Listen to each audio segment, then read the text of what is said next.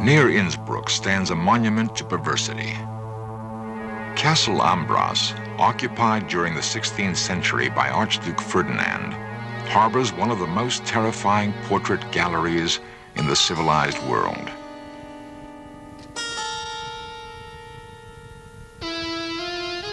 Painted from life, these grotesqueries reflect the offbeat tastes of the collector.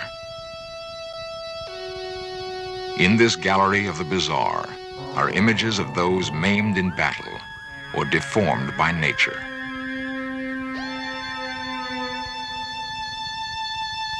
One portrait seems curiously out of place. It's that of a king who ruled not in Austria, but in a land to the east, now called Romania. His brutality earned him the nickname Vlad the Impaler. His real name was Vlad Dracula. Centuries later, Dracula's name and the land he lived in would be used to create a character so unredeemed by human qualities that we still recoil in fascination at his fiendish exploits.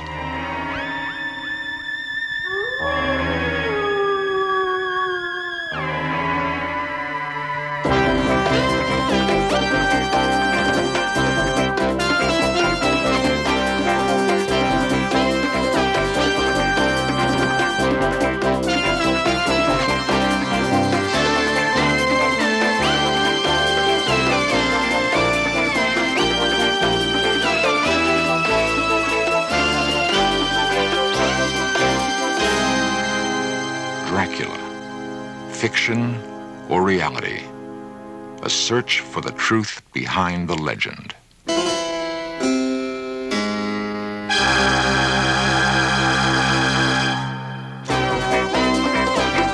This series presents information based in part on theory and conjecture. The producer's purpose is to suggest some possible explanations, but not necessarily the only ones, to the mysteries we will examine.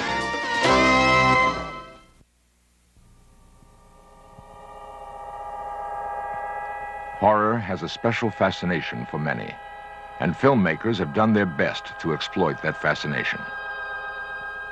Audiences have come to know Dracula well. They've seen him portrayed on the screen for more than 50 years.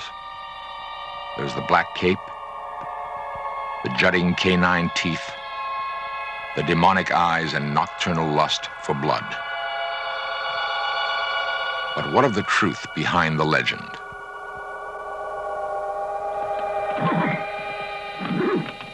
Romania is a land rich in romantic folklore and legends. The tale of the evil Count Dracula is not one of them. The rugged mountains and hidden valleys breed their own mythology. Called Romania's Olympus, Mount Ceflau rises nearly 6,000 feet in the Carpathian Mountains. In pre-Christian times, it was believed to be the home of the gods. Each year, even now, on the first Sunday of August, a pagan ritual is reenacted. Thousands gather by torchlight on Ceflau's shadowy summit to celebrate friendship and love and the renewal of life. During the rest of the year, Ceflau yields its mysteries to few men.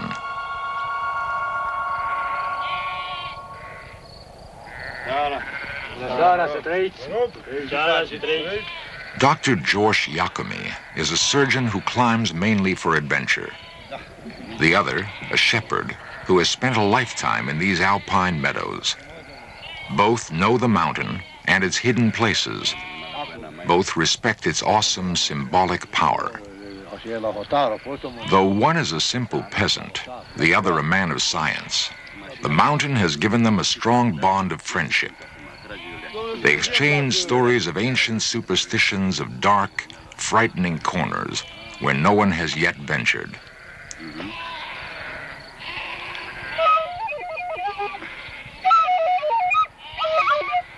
The music seems to recall a distant time in these mountains when ghosts inhabited Ceflau.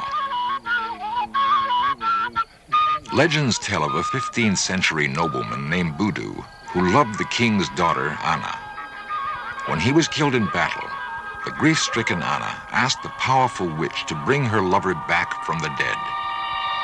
The witch raised Voodoo from his grave, but as a ghost.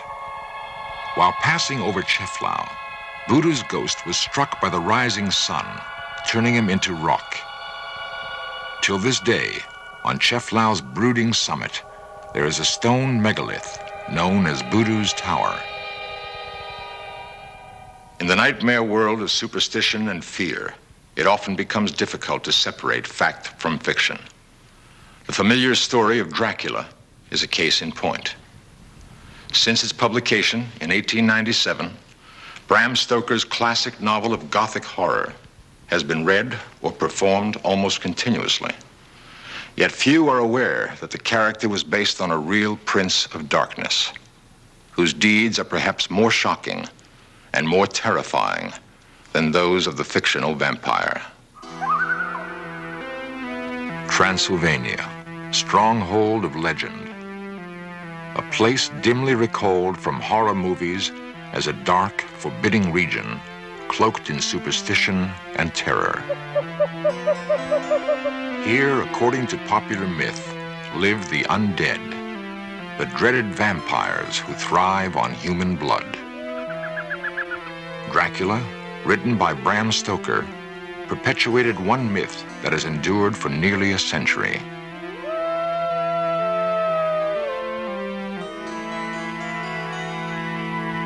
Along Transylvania's southern perimeter stands Castle Braun. In appearance, it corresponds to the castle described in the novel as the home of the bloodthirsty Count.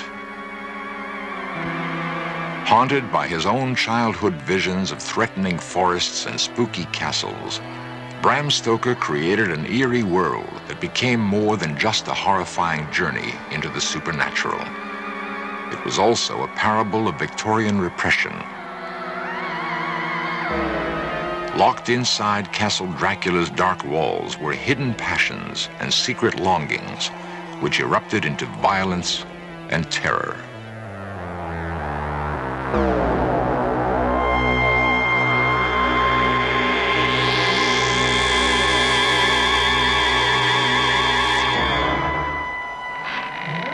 The German film classic Nosferatu comes closer to capturing the mood of the original novel than the later interpretation of Bela Lugosi.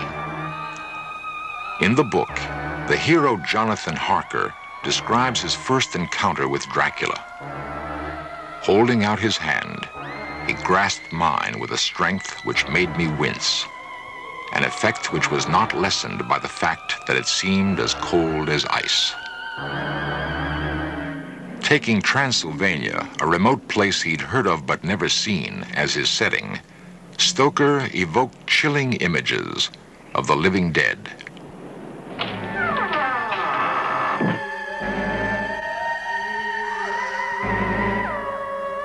Under the shroud of darkness, the fiendish apparition risen from its coffin begins to stalk its human prey. The nightmare becomes reality. The unknown clutches at our throats.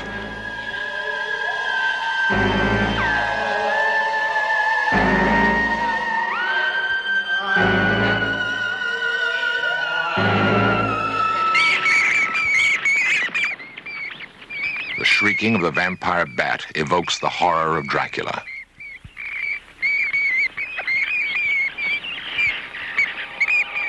Night-flying hunters, they prey mainly on cattle. But one strange fact stands out.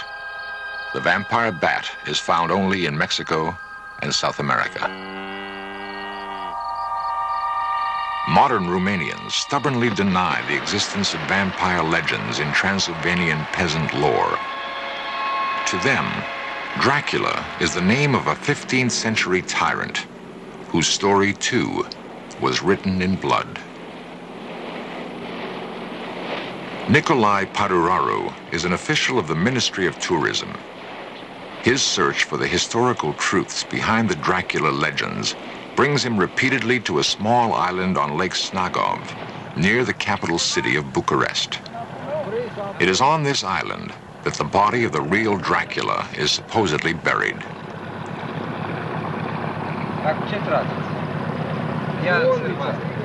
Nikolai knows the island's history and its few inhabitants intimately. A product of Romania's socialist present, he is fascinated by his nation's turbulent past.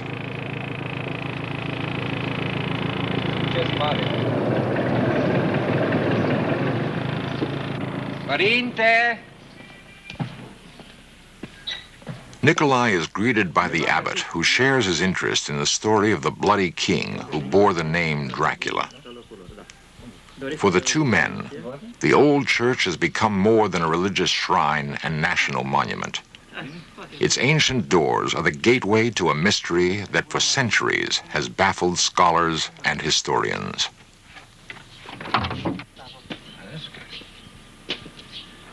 Superstitious romantics have speculated that any robber entering the church would be met by Dracula's ghost, rising in vengeance from its grave. And this, they say, is why he lies buried just inside the door. A more logical explanation was forwarded by archaeologist Dino Rossetti, who uncovered the burial site in the early 30s. The decapitated body was placed in an unmarked grave to prevent vandalism. Saints and kings have begun to fade silently from Snagov's walls. The monastery enjoyed the protection of Vlad Dracula during the 15th century. But when one of the priests dared challenge the king's decisions, he was put to death, slowly and painfully. The torturous method of execution favored by the king was so barbarous, his own countrymen branded him Vlad the Impaler.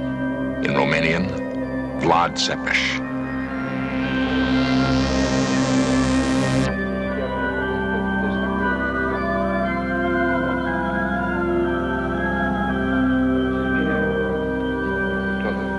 Both men realize that the truth about a man's life is often buried alongside his corpse.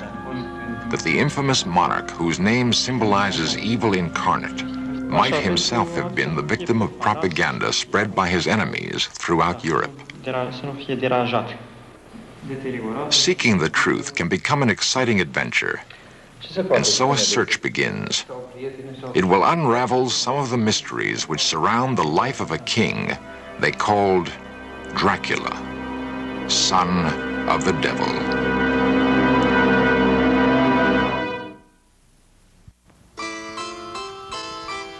Transylvania, the heart of Dracula country.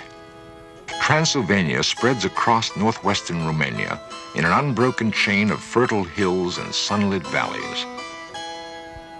Here, the princes of Wallachia sought refuge from fierce Muslim warriors who burned their villages, raped their land, and punished captives by mercilessly driving stakes through their bodies. From the Turks, a young Wallachian prince named Dracula would learn all about impalement.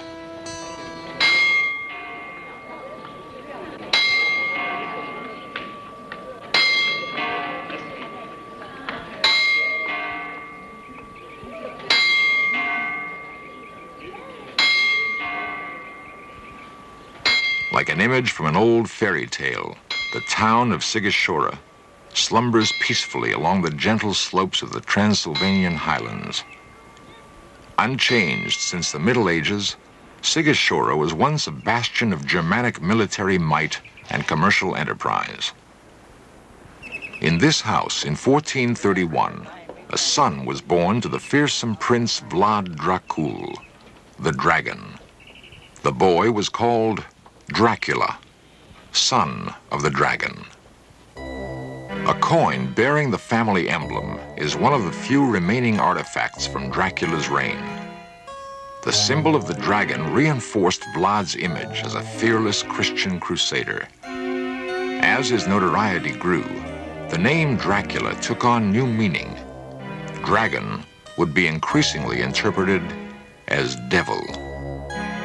Vlad belonged to an age of brutality. The Renaissance, which saw the rebirth of art and learning, also bred new tyrannies, unspeakable torture, and oppression. To understand Vlad's cruelty, we must also understand his world. The nunnery at Sucevica was originally a fortified monastery, protected by walls 20 feet high and 10 feet thick.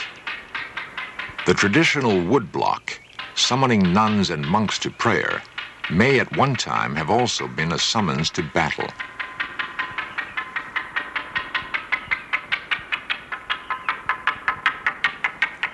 For the monasteries of Romania were more than strongholds of the Christian faith. They were part of a formidable defense perimeter to ward off invaders. It's likely that the young Dracula looked out from the battlements of such a monastery, watching men die in the brutal spectacle of war.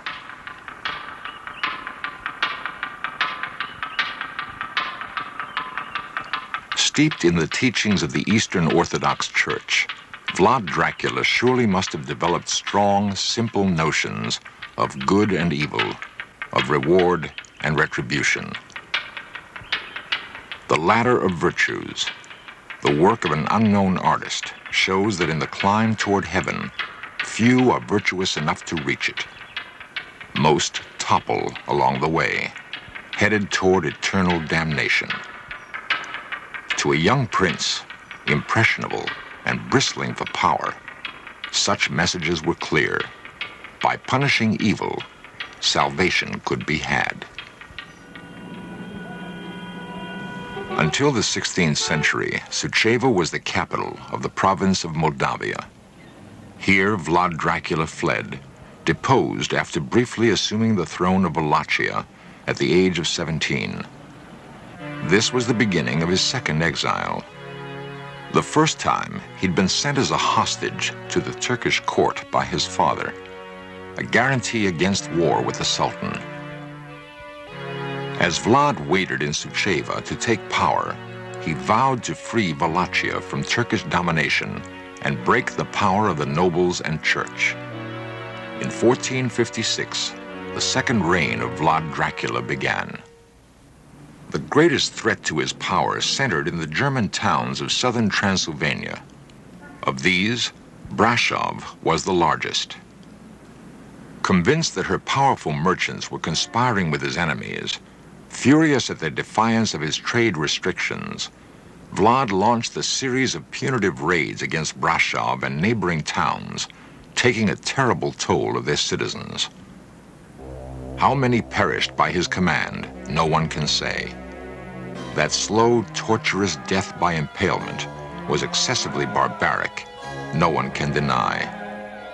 Yet since the only written accounts from that time come from Germany, it's conceivable the atrocity reports were exaggerated. Not so the massacre at Târgoviște, Vlad's capital. During his successful campaign against the Turks, he impaled thousands of enemy soldiers outside the city gates to frighten the invaders. He would be known now for all time as Vlad the Impaler. Viewed through the filter of time, another side to Vlad's character emerges. His bold strategies won the admiration of his Turkish opponents, who also regarded him as just and honest. On the threshold of victory, he was betrayed by his younger brother, Radu, and forced into political captivity in Hungary. After 12 years, Vlad was restored to the throne by his cousin, Stephen the Great. Faces from the present. A few among the 1.5 million who live in Bucharest, Romania's bustling capital. In their city, Vlad the Impaler made his last stand. Not far from the center of Bucharest, with its huge outdoor markets, are archaeological remnants of its past. Layers of history, stripped away, reveal fortifications dating back to the 13th century. Below ground level, there has been unearthed a portion of the original castle built by Vlad Dracula. It was in these haunted surroundings that Dracula planned his last campaign against the Turks. His third and final reign would last only 2 months.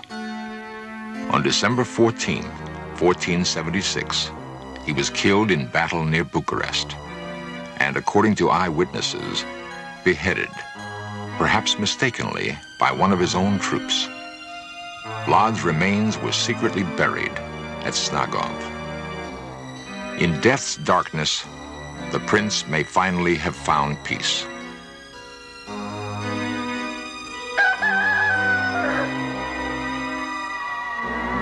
If some light has been shed on the truth during this search for Dracula, it doesn't mean that belief in vampires will be dispelled.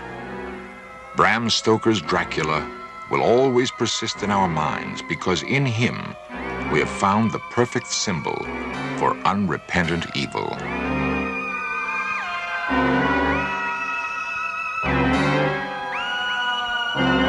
In Nosferatu, Dracula is destroyed by the daylight, dissolving in a puff of smoke. But many would prefer to feel he can still be found, lurking somewhere in the mist-shrouded mountains of Transylvania.